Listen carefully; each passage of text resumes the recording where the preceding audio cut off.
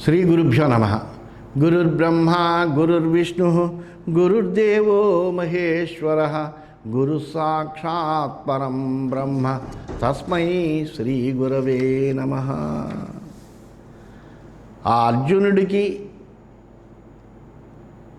కౌరవసేనకి మధ్యన తీవ్రమైనటువంటి యుద్ధం జరుగుతోంది. ఒక్కొక్కళ్ళే వస్తున్నారు, ఒక్కొక్కళ్ళనే వెనక్కి పంపిస్తున్నాడు అర్జునుడు.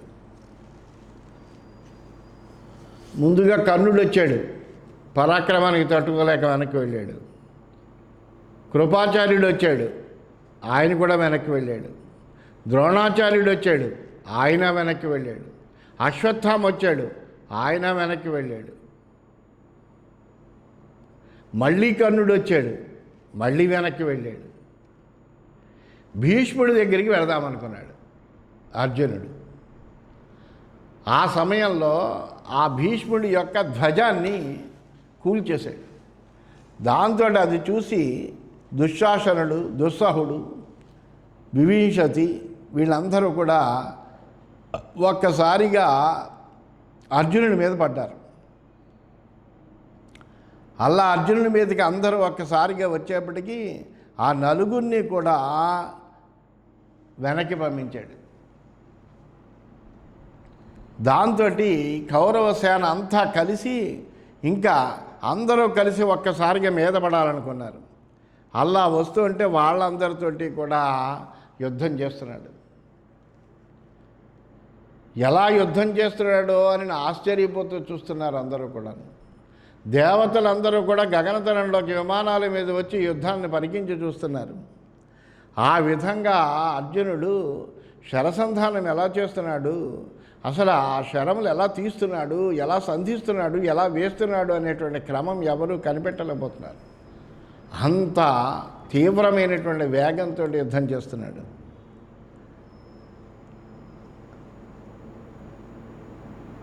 ఒక్కసారిగా వాళ్ళందరూ ఎదిరించినప్పటికీ కూడా ఏమీ చెక్కు చెదరకుండా అంతమంది కలిసి మీదకు వచ్చినప్పటికీ కూడా వాళ్ళందరినీ కూడా తను ఒక్కడై అన్ని వైపులా ఉండేటువంటి వాళ్ళతోటి యుద్ధం చేస్తున్నాడు. బెదిరిపోతున్నారు వాళ్ళందరూ కూడా. ఉపప్లవంతి విత్రస్తాః రథేభ్యో రథినస్తదా సాధినశ్చాశ్వపృష్ఠేభ్యః భూమౌ చైవ పదాతయః.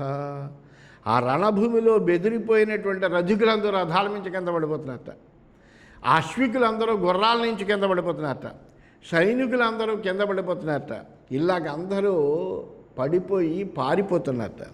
శరైః సంఛిద్యమానానాం కవచానాం మహాత్మనాం తామ్రరాజిత లౌహానాం ప్రాదురాసీన్ మహాస్వనః. ఆ మహానుభావులైనటువంటి వీరుల యొక్క శరీరాల మీద అనేక రకములైనటువంటి లోహపు కవచాలన్నీ ఉన్నాయి. రాగితో చేసినవి, వెండితో చేసినవి, ఇనుప కవచాలు, ఇలాంటివన్నీ రకరకాలైనటువంటి కవచాలు ధరించి వచ్చారు వాళ్ళందరూ కూడా. ఈ అర్జునుడు ఈ బాణాలతోటి ఆ కవచాలన్నీ కూడా చీల్చేస్తుంటే అదే పెద్ద ధ్వని ఏర్పడిందట. ఛన్నమాయోధనం సర్వం శరీరైః గతచేతసాం గజాశ్వసాదినాం తత్ర శితబాణాత్తజీవితైః రథోపస్థాభిపతితైః ఆశ్రుతా మానవైర్మహీ ప్రనృత్యతీవ సంగ్రామే చాపహస్తో ధనంజయః. ఆ రణభూమి అంతా కూడా మృత వీరుల యొక్క శరీరములతోటి కప్పబడి ఉంది. వాడి బాణాల వల్ల ప్రాణాలు కోల్పోయినటువంటి గజబలం ఉన్నది, అక్కడ అశ్వబలం ఉన్నది, రధికులు ఉన్నారు. వీళ్ళందరి యొక్క శరీరాలతోటి రణభూమి అంతా కూడా చల్లా చెదురుగా చాలా బీభత్సంగా ఉంది. ఆ అర్జునుడు ధనుస్సు పుట్టుకుని యుద్ధం చేస్తున్నాడా లేకపోతే నృత్యం చేస్తున్నాడో తెలవనట్టుగా ఉంది. శ్రుత్వా గాంధీవ నిర్ఘోషం విస్ఫూర్జితమివాశనేః త్రస్తాని సర్వసైన్యాని వ్యపాగచ్చన్ మహాహవాత్ కుండలోష్ణీష ధారీణి జాతరూపసృజస్తథా పతితాని స్మ దృశ్యంతే శిరాంసి రణమూర్ధని. పిడుగుపాటు వంటి గాంధీవ ధ్వని, అసలు ఆ గాంధీవం యొక్క ధ్వని వినే చాలామంది పారిపోతున్నారు భయపడి. కుండలాలు తలపాగాలు ధరించి ఉన్నటువంటి తలలు రణభూమిలో చెల్లాచెదురుగా పడి ఉన్నాయట. బంగారు హారాలన్నీ కూడా చెల్లాచెదురుగా పడి ఉన్నాయి. వీళ్ళు అనేకములైనటువంటి హారాలన్నీ వేసుకుని వచ్చారు, అవన్నీ కూడా పడిపోయి ఉన్నాయి. విషుకోన్మధితైర్గాత్రై బాహుభిశ్చ సకార్ముకై సహస్రాభరణైశ్చాన్యై ప్రచ్ఛన్నా భాతి మేదిని. ఈ అర్జునుడి యొక్క బాణాలతే కలసివేయబడినటువంటి శరీరాలు, ధనుస్సులు ధరించి ఉన్నటువంటి బాహువులు, హస్తాభరణాలు వీడిపోని బాహువులు ఆ రణభూమి మీద ఎక్కడ పడితే అక్కడ ఉన్నాయి. శరీరాలే కాదు, శరీర అవయవాలు కూడా చల్లాచెదురుగా పడిపోయాట. అదంతా రణభూమి అంతా వింతగా ఉంది. శిరసాం పాత్యమానామంతరా నిశితైశరై ఆశ్మవృష్టిరివాకాశాత్ అభవత్ భరతర్షభ. ఆ అర్జునుని యొక్క వాడి బాణాలకు తెగిపడుతున్నటువంటి సైనికుల యొక్క శిరస్సుల యొక్క శ్రేణి ఆకాశం నుంచి పడుతున్నటువంటి ఒక రాళ్ల వానలా ఉందిట. పెద్ద పెద్ద బండలు పడిపోతుంటే ఎలా ఉంటుందో అలాగే తలకాయలన్నీ తెగిరి పడిపోతున్నాయి. దర్శయిత్వా తథాత్మానం రౌద్రం రుద్రపరాక్రమః అవరుద్ధో అచరత్ పార్థః వర్షాణి త్రిదశాని చ క్రోధాగ్నిముసృజన్ వీరః ధార్తరాష్ట్రేషు పాండవః. భయంకరమైనటువంటి తన పరాక్రమాన్ని నిరోధించుకుని అర్జునుడు పాపం 13 సంవత్సరాలు వనవాసం చేశాడు. అంతే కదా, 12 సంవత్సరాలు వనవాసమును 1 సంవత్సరం అజ్ఞాతవాసము, 13 సంవత్సరాలు కూడా తనలో ఉండేటువంటి గొప్ప పరాక్రమాన్ని అణచుకుని ఉన్నాడు పాపం ఇంతకాలం. ఒక్కసారి అది ఏమైందంటే ఆ చెలీల కట్టని దాటి వచ్చేస్తున్నటువంటి మహోగ్రమైనటువంటి ప్రవాహం కలిగి వరదలా వస్తున్నటువంటి ఒక పెద్ద జల ప్రవాహంలా ఉంది అది అంతా కూడా. ఇన్నాళ్ళు నిరోధించుకుని అలా అలా అలా అలా ఒగ్గబట్టుకుని ఉన్నాడు. ఇప్పుడు ఒక్కసారి తన యొక్క పరాక్రమాన్ని విజృంభించి చూపించేటువంటి అవకాశం వచ్చింది. దాంతో చెలరేగిపోతున్నాడు. యుద్ధ సమయ కౌరవుల మీద తన క్రోధాన్ని ఆయన వెళ్ళగక్కుతూ ఎలా ఉన్నాడంటే రుద్రుడే ధనుస్సు పుచ్చుకుని తాండవం చేస్తున్నాడు అన్నట్టుగా ఉన్నాడు. అలా రుద్రరూపాన్ని ప్రదర్శిస్తున్నాడు. తస్య తత్ దహతః సైన్యం దృష్ట్వా చైవ పరాక్రమం సర్వే శాంతిపరాః యోధాః ధార్తరాష్ట్రస్య పశ్యతః. సైన్యాన్ని దహించి వేస్తూ ఉన్నటువంటి అర్జునుడి పరాక్రమాన్ని గమనించి సుయోధనుడి యొక్క సేనలన్నీ కూడా అలా చూస్తూ ఉండగానే చల్లబడిపోయేట. ఏం చేయలేకపోతున్నారు, అర్జునుడిని ఎదుర్కోలేకపోతున్నారు. విత్రాసయిత్వా తస్సైన్యం ద్రావయిత్వా మహారథాన్నర్జునో జయితాం శ్రేష్ఠః పర్యవర్తత భారత. ఆ జయశీలుల్లో అగ్రగణ్యుడు ఎవరయ్యా అంటే అర్జునుడే. అటువంటి అర్జునుడు ఈ సైన్యాన్ని అంతటిని కూడా భయపెట్టేశాడు. మహారథులందరినీ కూడా పారద్రోలేశాడు చేసి ఆ రణరంగంలో విహరిస్తున్నాడు. ప్రావర్తయన్ నదీం ఘోరాం శోణితోదాం తరంగిణీం అష్టిశైవాల సంబాధాం యుగాంతే కాల నిర్మితాం. అది ఎలా ఉందంటే ఆ రణభూమి అంతా భయానకమైనటువంటి ఒక నెత్తుటేరుని అక్కడ పారించాడు అర్జునుడు. ఆ ఏటిలో అంతా కూడా నీరేమిటి అంటే నెత్తులే, ఎముకలే నాచు. ప్రళయకాలంలో యముడు నిర్మించినటువంటి ఏరులా కనిపిస్తుంది అది. శరచాపవనాంఘోరాం కేశశైవాలషాద్వలాం తనుత్రోష్ణీష సంబాధాం నాగకూర్మ మహాద్విపాం. ఆ నెత్తుటి ఏరులో ఏమిటి అక్కడ అంటే ధనుస్సులు బాణాలే తెప్పల్లాంటివి. వాటి సహాయంతో దాటగలగాలి ఏమన్నా. అక్కడ ఇంకా ఈ వెంట్రుకలు, నాచు, గడ్డి, దానిలో కవచాలు, తలపాకాలు అన్నీ కూడా అందులోనే ఉన్నాయి. అక్కడ ఏనుగులే తాబేళ్లుగా ఉన్నాయట, నీటి ఏనుగులుగా కనిపిస్తున్నాయట. అవన్నీ అలా రకరకాలుగా ఉంది. అది అంతా కూడా నెత్తుటేరు. మేధోవసాశ్రు ప్రవాహాం మహాభయ విబర్ధినీం రౌద్రరూపాం మహాభీమాం శ్వాపదైరభినాదితాం. ఇంకపోతే ఆ నెత్తుటేరులో ఈ మేదడు, వాస, నెత్తులు ఇదంతా కలిసి ప్రవహిస్తుంది. మహాభయంకరంగా రౌద్ర రూపంతో కనిపిస్తుంది. క్రూర జంతువులన్నీ కూడా అక్కడ కోలాహల ధ్వని చేస్తున్నాయి. అంత భయంకరంగా ఉంది. తీక్ష్ణశస్త్రమహాగ్రాహాం క్రవ్యాదగణసేవితాం ముక్తాహారోర్మి కలిలాం చిత్రాలంకారబుద్బుధాం. ఆ నెత్తుటేళ్ళలో ఇంకా తీక్షణమైనటువంటి శస్త్రాలు ఏవైతే ఉన్నాయో మొసళ్ళలా బాధిస్తున్నాయట. క్రూర మృగాలకి నెలవైంది అదంతా కూడా. ముక్తాహారాలే తరంగాలుగా, విచిత్రాభరణాలే బుడగలుగా ప్రవహిస్తుంది. అంటే ఎక్కడ పడితే అక్కడ అలా అలా పడిపోయి ఉన్నాయి అవన్నీ కూడా. శరసంఘ మహావర్తాం నాగనక్రాం దురచ్చయాం మహారథ మహాద్వీపాం శంఖదుందుభినిష్వనాం చకార చ తదా పార్థో నదీం దుస్తర శోణితాం. అక్కడ సుడుల్లా బాణ సమూహాలు కనిపిస్తున్నాయట. ఆ ఏనుగులే మొసళ్ళలా కనిపిస్తున్నాయట. మహారథాలే పెద్ద పెద్ద ద్వీపాలుగా కనిపిస్తున్నాయట. అది దాటశక్యం కానటువంటిది. శంఖాలు దుందువులు మోగుతున్నాయట. అటువంటి నెత్తుటేటిని అర్జునుడు ప్రవహింపజేశాడు. అంతమందిని సంహరించాడు.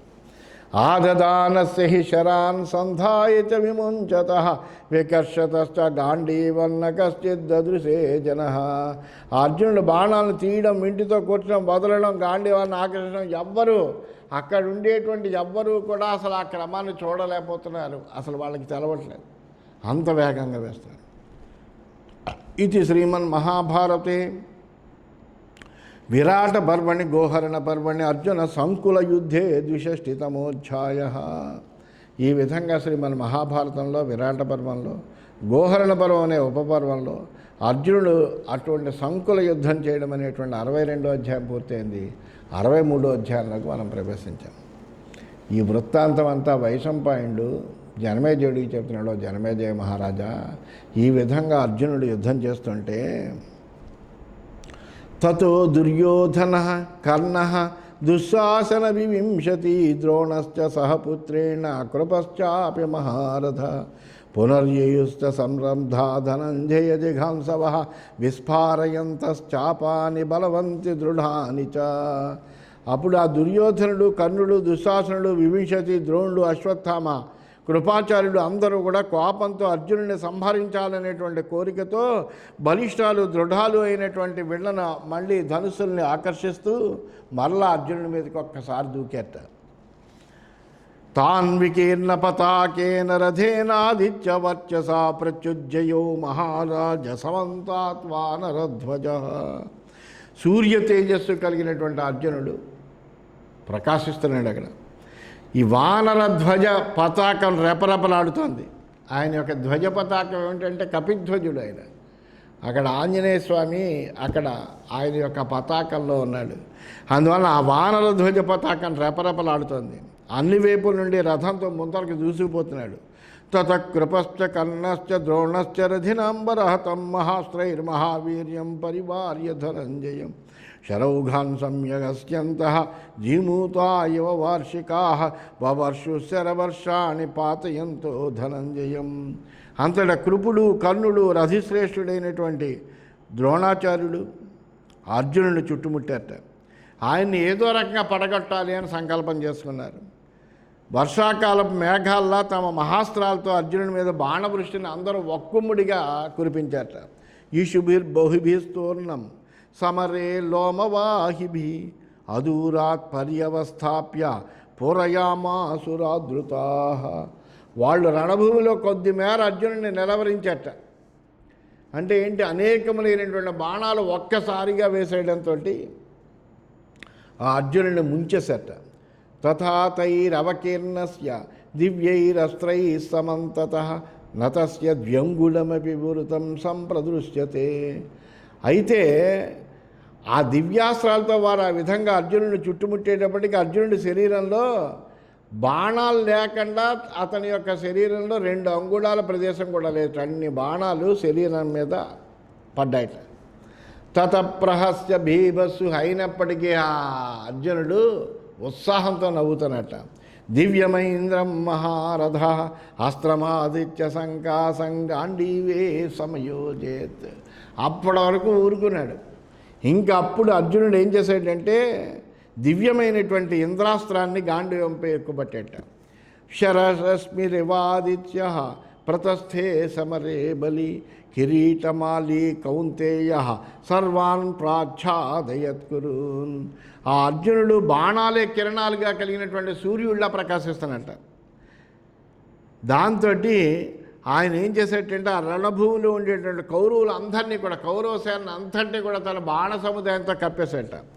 యథా వలాహకే విద్యుత్ పావకో వాసిలోచ్చయే తథా గాంధీవమభవత్ ఇంద్రాయుధమివానతం. ఆ అర్జునుడిని ఎక్కుపెట్టినటువంటి ఆ గాంధీవం ఎలా ఉందంటే మేఘాల్లో మెరుపులా, పర్వతం మీద నిప్పులా ప్రకాశిస్తుందంట, వంగినటువంటి ఒక ఇంద్రధనుసులా ప్రకాశిస్తుందంట. యథా వర్షతి పర్జన్యే విద్యుద్విభ్రాజితే దివి జ్యోతయంతి దిశస్సర్వాః పృథివీంచ సమంతతః తథా దశ దిశస్సర్వాః పతద్గాంధీవమావృణోత్ నాగాశ్చరధినః సర్వే ముముహుస్తత్ర భారత. ఆ మేఘం వర్షిస్తున్నటువంటి వేళ ఆకాశంలో మెరుపు మెరుస్తూ అన్ని దిక్కులను భూమిని ప్రకాశింపజేసినట్టుగా శరవర్షాన్ని కురిపించాడు. ఆ గాంధీవం నుంచి వచ్చినటువంటి ఆ బాణాలు 10 దిక్కుల్ని కప్పివేసేట. అప్పుడు మొత్తం గజబలం రథబలం అంతా మూర్చిపోయింది ఒక్కసారిగా. సర్వే శాంతిపరాహ, మొత్తం సైనికులందరూ మూర్చిపోయారట. సర్వే శాంతిపరాహ యోధా స్వచిత్తాని నలేభిరే సంగ్రామే విముఖా సర్వే యోధాస్తే హతచేతస. సైనికులందరూ కూడా శాంతించారు, ఎవ్వరికి స్వస్థత లేదు, చైతన్యహీనులైపోయారు. వాళ్ళందరూ కూడా యుద్ధ విముఖులైపోయారు. అయ్యి బాబోయ్, ఈయనతోటి మనం యుద్ధం చేయలేము అనుకున్నారు. ఏవం సర్వాణి సైన్యాని భగ్నాని భరతర్షభ వ్యద్రవంత దిశ సర్వ నిరాశాని స్వజీవితే. ఇలా భంగపడినటువంటి ఆ సైనికులందరూ కూడా మనం ఇంకా బతికేది లేదు అనుకున్నారు. జీవితం మీద వాళ్ళకి ఆశపోయింది, పోయి అన్ని దిక్కులకి పారిపోయారు వాళ్ళు. ఇది శ్రీమన్మహాభారతే విరాట పర్వణి గోహరణ పర్వణి ఉత్తర గోగ్రహే అర్జున సంకుల యుద్ధే 63తమోధ్యాయ. ఈ విధంగా శ్రీమన్ మహాభారతంలో విరాట పర్వంలో గోహరణ పర్వం అనే ఉపపర్వంలో ఉత్తర గోగ్రహణములో అర్జునుడి యొక్క సంకుల యుద్ధం అనేటువంటి 63వ అధ్యాయం పూర్తయింది. 64వ అధ్యాయం ప్రారంభమైంది. ఈ వృత్తాంతాలన్నీ కూడా వైశంపాయనుడు జనమేజయ మహారాజుకి చెప్తున్నాడు. ఈ విషయాన్ని మర్చిపోకూడదు మనం. తతశాంతనవో భీష్మః భరతానాం పితామహః వధ్యమానేషు యోధేషు ధనంజయముపాద్రవత్. శానంతటిని చూశాడు భీష్మాచార్యుడు. శంతనుని కుమారుడు, భరతవంశంలో సుప్రసిద్ధుడైనటువంటి వాడు, కురు పితామహుడు, గొప్ప పరాక్రమవంతుడు. అటువంటి భీష్ముడు తన పక్షాన ఉండేటువంటి వీరుల యొక్క సంహారాన్ని చూశాడు. అమ్మో, చాలా దారుణమైనటువంటి నష్టం కలిగింది అని అనుకున్నాడు. అనుకుని వెంటనే అర్జునుడి వైపుకి చాలా కోపంగా వచ్చాడు. ప్రగృహ్య కార్ముక శ్రేష్టం జాతరూప పరిష్కృతం శరానాదాయ తీక్ష్ణాఘ్రన్ మన్మభేదాన్ ప్రమాధినః. శ్రేష్టమైనటువంటి బంగారు ధనుస్సు అయింది. ఆ ధనుస్సును ధరించినటువంటి వాడి అయినటువంటి బాణాలను తీసుకున్నట్ట. పాండురేణాతపత్రేణ ధ్రియమాణేన మూర్ధని శుశుభే సనరవ్యాగ్రహ గిరి సూర్యోదయే యథా. ఆయన శిరస్సు మీద తెల్లటి గొడుగు ఉందిట.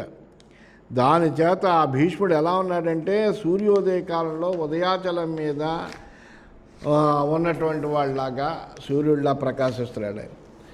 ప్రధ్మాయ శంఖం గాంగేయ ధార్తరాష్ట్రాన్ ప్రహర్షయన్ ప్రదక్షిణముపావృత్య బీభత్సం సమవారయత్. శంఖాన్ని పూరించాడు భీష్ముడు. మొత్తము ధృతరాష్ట్రుని యొక్క కుమారులందరికీ కూడా మళ్ళీ ఉత్సాహం కలగజేశాడు. కుడివైపుగా తిరిగి వచ్చి అర్జునుడి యొక్క పురోగమనాన్ని అడ్డుకున్నాడు. తముదీక్ష సమాయాంతం కౌంతేయ పరవీరా ప్రచగృహ్ణాత్ ప్రహృష్టాత్మ ధారాధరమివాచల. ఆ శత్రువీరుల్ని సంహరించి అర్జునుడు తన మీదకి వస్తున్నటువంటి భీష్ముడిని చూసి చాలా ఆనందించాడు. ఎందుకు ఆనందించాడు? మంచి ఒక పరాక్రమవంతుడితో యుద్ధం చేస్తామని, అది ఆనందం. భీష్ముడికి ఎదురు వెళ్ళేట. ఆ సమయంలో అర్జునుడు ఒక చెలించనటువంటి పర్వతం వర్షధారణను కురిసేటువంటి మేఘాన్ని ఏ విధంగా అయితే నిలవరిస్తుందో, విపరీతమైన వర్షం పడిపోతూ ఉంటే అందరూ చెలించి అటు ఇటు పారిపోతూ ఉంటారు. అలా కాకుండా ఒక పర్వతం ఉందనుకోండి, దాని మీద ఎంత వర్షం పడినప్పటికీ అలాగే ఉండగలుగుతుంది. అలాగా ఆ అర్జునుడు అల్లా కనిపించేట.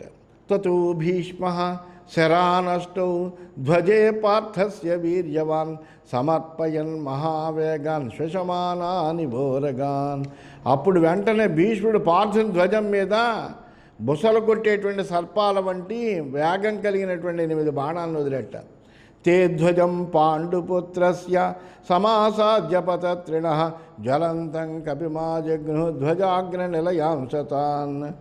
ఆ పాండునందనుడి యొక్క ధ్వజం మీద వెలిగేటువంటి ఆ వానరుడు, వానర శ్రేష్ఠుడు, మనోజవం కలిగినటువంటి వాడు, వానర యోధుల్లో కల్లా కూడా శ్రేష్ఠుడైనటువంటి వాడు, శ్రీరామచంద్రుడికి అత్యంత ప్రియమైనటువంటి వాడు, చిరజీవి అయినటువంటి వాడు.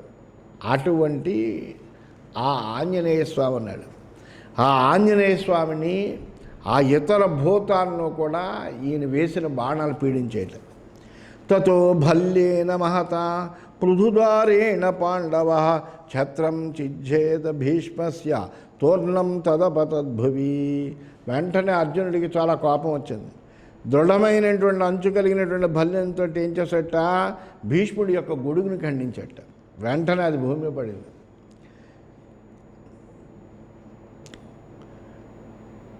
ధ్వజం చైవాస్య కౌంతేయ శరైరభ్యానద్భృశం శీఘ్రకృత్ రథవాహాంశ్చ తథోభౌ పార్ష్ణిసారథి. ఆ కుంతీనందనుడు వేగంగా బాణాలతో భీష్ముడి యొక్క ధ్వజాన్ని, పార్శ్వరక్షకుడిని, సారథిని అందరినీ బాధించాడు. అమృష్యమాణస్తద్భీష్మ జానన్నపి స పాండవం దివ్యేనాస్త్రేణ మహతా ధనంజయమవాకిరత్. తన పరివారం మీద అర్జునుడు చేసినటువంటి దాడిని గమనించాడు భీష్ముడు, సహించలేకపోయాడు. వెంటనే ఆ అర్జునుడి శక్తిని తెలిసినప్పటికీ కూడా దివ్యాస్త్రాన్ని ప్రయోగించి అతడు బాణవర్షం కురిపించాట. తథైవ పాండవో భీష్మే దివ్యమస్త్రముదీరయన్ ప్రత్యగృహ్ణాదమేయాత్మా మహామేఘమివాచల. అలాగే ఆ పాండునందనుడైనటువంటి అర్జునుడు కూడా ఒక పర్వతం మేఘాన్ని ఎదుర్కొన్నట్టుగా భీష్ముడిని ఎదురించాడు. తాను కూడా ఒక దివ్యాస్త్రంతో బాణవర్షం కురిపించాడు. తయోస్తదభవద్యుద్ధం తుములంలో మహర్షణం భీష్మస్య సహ పార్థేన బలివాసవయోరివ. అప్పుడు ఆ భీష్మార్జునుల మధ్య ఘోరమైనటువంటి యుద్ధం జరిగింది. ఎంత ఘోరమైనటువంటి యుద్ధం అంటే, బలికి ఇంద్రుడికి మధ్య జరిగినటువంటి యుద్ధాన్ని తలపించిందట. అంత దేవదాన యుద్ధంలాగా మహాభయంకరంగా జరిగింది. ప్రేక్షంతః కురవః సర్వే యోధాశ్చ సహసైనికాః భల్లైర్భల్లాః సమాగమ్య భీష్మ పాండవయోర్యుధి అంతరిక్షే వ్యరాజంత ఖజ్జోతా ప్రావృషీవహి. ఆ కౌరవుల యోధులందరూ కూడా తమ తమ సైనికులు అందరితోటి కలిసి ఆ యుద్ధాన్ని చూసినట్టు భీష్ముడును అర్జునుడు యుద్ధం చేస్తుంటే, ఆ రణభూమిలో భీష్మార్జునుడు ప్రయోగించినటువంటి భల్లాలు ఒకదాంతో ఒకటి ఢూకొని వర్షకాలంలో ఆకాశంలో విహరించేటువంటి మిడుగులు పురుల్లా కనిపిస్తున్నాయట, ప్రకాశిస్తున్నాయట. అగ్నిచక్రం ఇవావిద్ధం సవ్య దక్షిణమస్యతః గాంధీవమభవత్ రాజన్ పార్థస్య సృజతశరాన్ తతః సంఛాదయామాస భీష్మం శరసుతైశ్చితైః పర్వతం వారిదారాభి ఛాదయన్నివతో యదః. కుడి ఎడమల నుండి శరాల్ని ప్రయోగించేటువంటి వాడు పార్థుడు. అంటే 2 చేతుల నుంచి కూడా బాణప్రయోగం చేయగలిగినటువంటి సవ్యసాచి. అతడి యొక్క గాంధీవం అగ్నిచక్రంలా ప్రకాశిస్తోంది. మేఘం జలధారాలతో పర్వతాన్ని కప్పివేసినట్టుగా అర్జునుడు 100 కొలది బాణాలతో భీష్మాచార్యుని కప్పేశాడు. తాం సవేలామివోద్భూతాం శరవృష్టిం సముత్థితాం వ్యధమత సాయకైర్భీష్మ పాండవం సమవారయత్. సముద్రం నుండి ఉప్పెనలో పొంగి వస్తున్నటువంటి ఆ శర పరంపరను భీష్ముడు తన బాణవర్షంతో చిన్నాభిన్నం చేసేసాడు. అర్జునుడిని నిలవరించాడు. తతస్థాని నికృత్తాని శరజాలాని భాగ్యస సమరే చ వ్యసీర్యంత ఫాల్గునస్య రథం ప్రతి. అలాగే రణభూమిలో తునాతునకలు చేయబడిన బాణం మొక్కలన్నీ కూడా అర్జునుడి యొక్క రథం మీద పడ్డాయట. తత కనకపుంఖానాం శరవృష్టిం సముత్థితాం పాండవస్య రథాత్తూర్ణం శలభానామివాయతిం వ్యధమత్తాం పునస్తస్య భీష్మస్య రసతైశ్యతైః. వెంటనే అర్జునుని యొక్క రథం నుండి బంగారు పుంఖాలు కలిగినటువంటి బాణ పరంపర మెడతలదండులా వచ్చిందట. కానీ వాటిని కూడా భీష్ముడు చిన్నాభిన్నం చేశాడు తన యొక్క వాడి బాణాలతోటి. తతస్తే కురవ సర్వే సాధు సాధ్వి చాబ్రవన్. వెంటనే అది చూసి అందరూ కూడా భీష్మాచార్యుడి జయధ్వానాలు పలికారు, బాగు బాగంటూ. దుష్కరం కృతవాన్ భీష్మ యదర్జునమయోధేత్. ఇప్పటి వరకు అర్జునుడిని ఎంతలా నిలవరించినటువంటి వాడు ఎవడు లేడయ్యా, నువ్వు ఒక్కడవే నిలవరించావు అని భీష్ముడిని ప్రశంసించారట. బలవాం సరుణో దక్ష క్షిప్రకారీ ధనంజయ కోన్య సమర్థ పార్థస్య వేగం ధారయితుం రణే. ఋతే శాంతనవాద్ భీష్మాన్ కృష్ణాద్వా దేవకీ సుతాన్ ఆచార్య ప్రవరాద్వాపి భారద్వాజాన్ మహాబలాన్. అర్జునుడు ఎటువంటి వాడు? మహాబలవంతుడు, పైగా యువకుడు, సమర్థుడు, వేగంగా బాణాలను ప్రయోగించగలడు. శంతననందుడైనటువంటి భీష్ముడు, దేవకీ పుత్రుడైనటువంటి శ్రీకృష్ణుడు, ఆచార్య శ్రేష్ఠుడు భరద్వాజ కుమారుడైనటువంటి ద్రోణాచార్యుడు మాత్రమే అర్జునుని యొక్క వేగాన్ని కొంతవరకు నిలవరింపగలరు తప్ప మిగిలినటువంటి వాళ్ళు ఎవ్వరూ కూడా ఆ అర్జునుడిని ఎదుర్కోలేరు. అస్త్రైరస్త్రాణి సంవార్య క్రీడంతౌ భరతర్షభో చక్షుంషి సర్వభూతానాం మోహయంతౌ మహాబలో. భరతవంశ శ్రేష్ఠుల్లో వీళ్ళిద్దరే బలవంతులు. భీష్మాచార్యులు అటు, అర్జునుడు ఇటు. వీళ్ళిద్దరినీ మించినటువంటి బలవంతులు ఎవ్వరు లేరు. ఒకరి అస్త్రాలతో మరొకరి అస్త్రాలను వారిస్తూ సమస్త ప్రాణుల నేత్రాలను మోహింపచేస్తూ క్రీడిస్తున్నారు యుద్ధంలో. ప్రాజాపత్యం తథైవైంద్రం ఆగ్నేయం రౌద్రదారుణం కౌబేరం వారుణం చైవ యామ్యం వాయవ్యమేవ చ ప్రయుంజానో మహాత్మానో సమరేతే విచేరతు. ప్రాజాపత్యం, ఐంద్రం, ఆగ్నేయం ఇటువంటి, అంతేకాకుండా భయంకరమైన రౌద్రం, కౌబేరం, వారుణం, యామ్యం, వాయవ్యం అనేటువంటి అస్త్రాలను ప్రయోగిస్తున్నారు ఒకళ్ళ మీదకొకరు. అలాగా యుద్ధ రంగంలో వీళ్ళిద్దరూ కూడా రెండు సూర్యుల్లా ప్రకాశిస్తున్నారు. విస్మితాన్యథ భూతాని తే దృష్ట్వా సంయుగే తథా సాధుపార్థ మహాబాహో సాధు భీష్మేతి చాబ్రువన్. ఇటువైపు ఉన్నటువంటి వాళ్ళు ఎవరైనా ఉంటే కనుక కొంతమంది అర్జునుడి మీద ఉండేటువంటి, ఎందుకంటే ఇటువైపు ఏం సేన లేదు, కానీ అర్జునుడి మీద కొంతమందికి అభిమానం ఉన్నటువంటి వాళ్ళు సాధు పార్థ అంటున్నారు. అలాగే ఆ భీష్ముడి యొక్క యుద్ధం చూసి భీష్మ మహాబాహు సాధు సాధు అంటున్నారు. అంటే అర్జునుడిని భీష్ముడిని ఇద్దరినీ కూడా యుద్ధనీతి తెలిసినటువంటి వాళ్ళు అవడం వల్ల ఆ పరాక్రమాన్ని మెచ్చుకోకుండా ఉండలేకపోతున్నారు శత్రువులు సైతం. అందువల్ల కొంతమంది భీష్ముడిని, కొంతమంది అర్జునుడిని కూడా మెచ్చుకుంటున్నట్ట. అంత భయంకరంగా వాళ్ళిద్దరి మధ్య యుద్ధము అత్యద్భుతంగా జరుగుతుంది.